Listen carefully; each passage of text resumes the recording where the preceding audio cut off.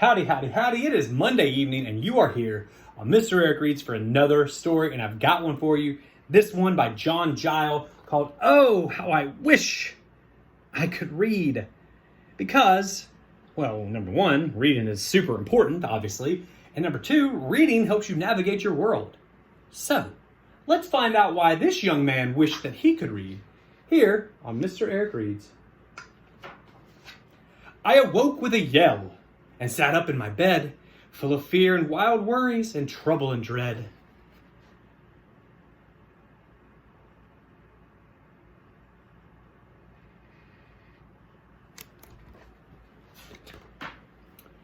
Was it just a bad dream? Or was it what I feared to be true? Was reading a feat only others could do? In my dream, I was walking alone on the street.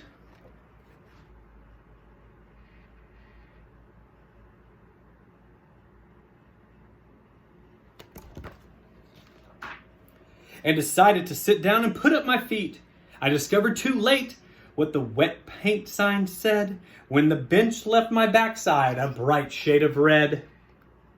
Yikes.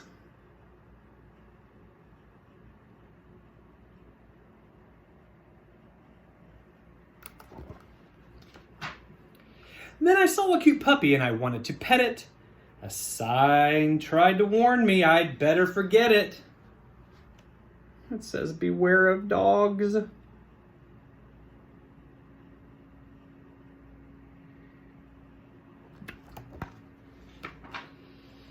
But the words on the gate meant nothing to me, till a pack of wild dogs chased me right up the tree.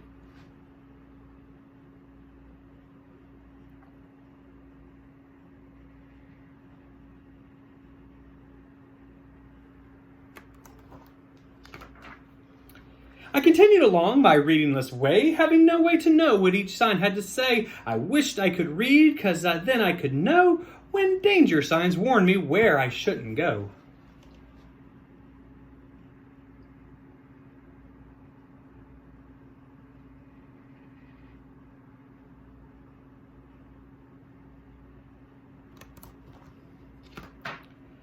A sign said no crossing, but I didn't heed it, because in my dream I had no way to read it.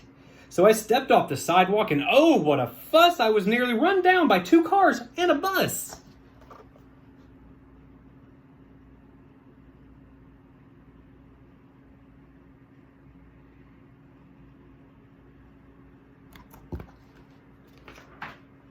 I heard honking and beeping, tires squealing and shrieking, cars crashing and smashing and scrapping and screeching. The drivers were angry. One yelled, "What's the matter with you? You should learn how to read."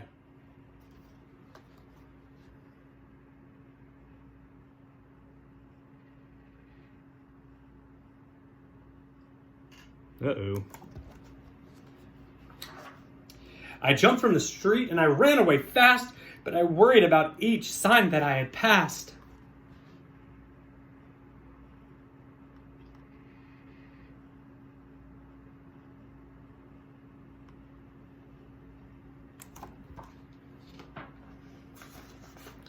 Above and beside and behind and below were instructions and warnings that I needed to know. In my readingless dream, I felt angry and sad, as if I had lost a best friend, and I had.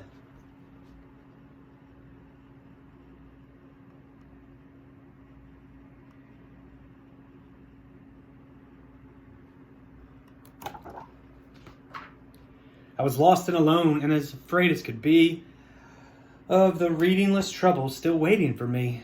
I wandered and wondered what words I saw meant.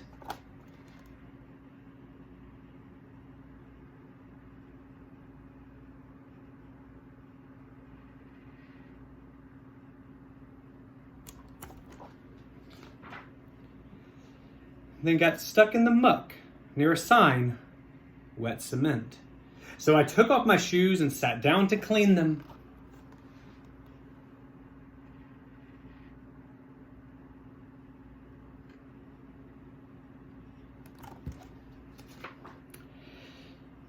Two signs blocked my way, but I sat down between them. They said, "Poison ivy," but I didn't know.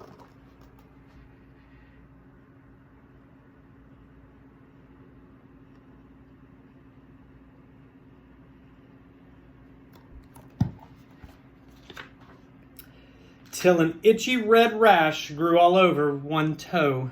When I headed for the home to get medication, I went from a bad to a worse situation.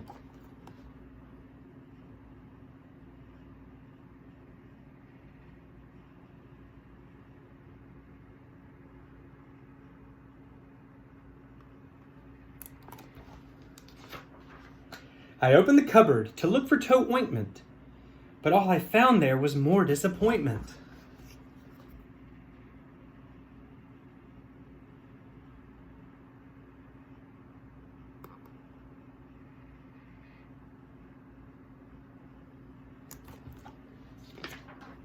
Each bottle and tube on the shelf had a label. I needed to read, but I wasn't able. I itched and I twitched. How I wished I could read!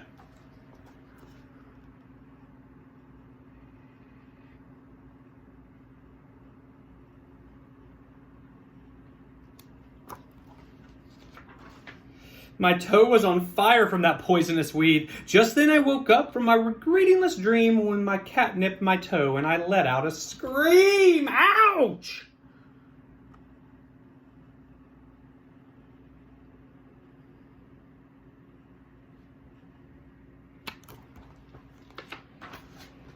I threw back my covers and jumped to the floor. I ran to the shelf where my books were before.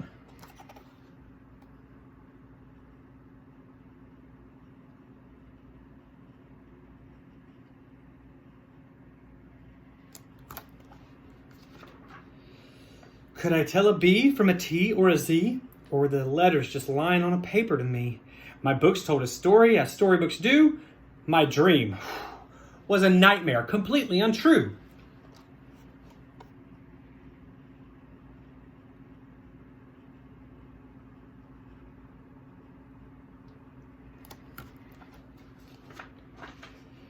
At last it was over. At last I was freed from the night when I wished, how I wished I could read.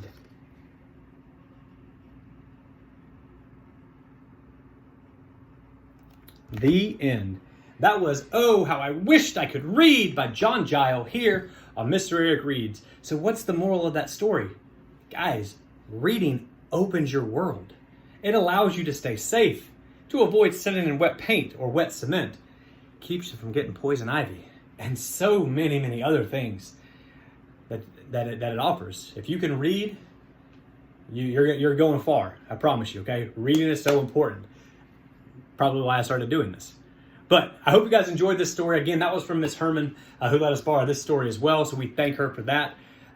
Guys, please continue to stay safe, wash your hands good, and please, please be kind to every single person that you come in contact with today, or tomorrow, or the next day, for the rest of your lives.